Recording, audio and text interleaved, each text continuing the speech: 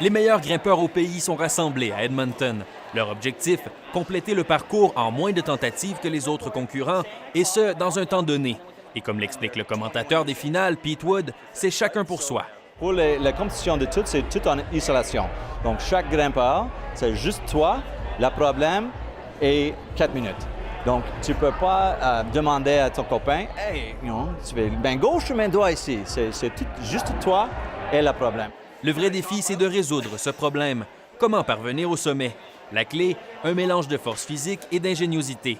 Un entraînement qui commence de plus en plus tôt, ce qui promet pour les années à venir. Chaque fois qu'on a des juniors qui essaient le sport, puis c'est « ça c'est fun! » Donc, ils sont 10, 11, 12 ans. En 5, 6, 8 ans après ça, ils sont ici au national.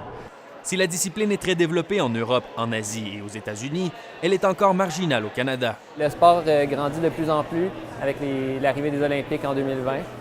Il y a beaucoup de compétiteurs qui arrivent et qui font augmenter le niveau aussi. Ça fait qu'à chaque année, c'est de plus en plus dur justement aux nationaux de bien faire. Des pionniers comme Sean McCall, le premier Canadien champion du monde d'escalade, démontrent qu'il est possible de gravir les plus hauts sommets de la scène mondiale de la grimpe. Les athlètes canadiens tenteront d'ailleurs de décrocher l'or aux prochains Jeux olympiques de Tokyo en 2020, ce qui devrait donner de la visibilité au sport. Les gens qui vont voir les Olympiques, ils disent « Ah, ça c'est du fun! Moi, je vais essayer. Je vais dans mon ville, je vais chercher une gymnase pour faire l'escalade, puis je vais faire l'escalade. » Et en surprendre quelques-uns.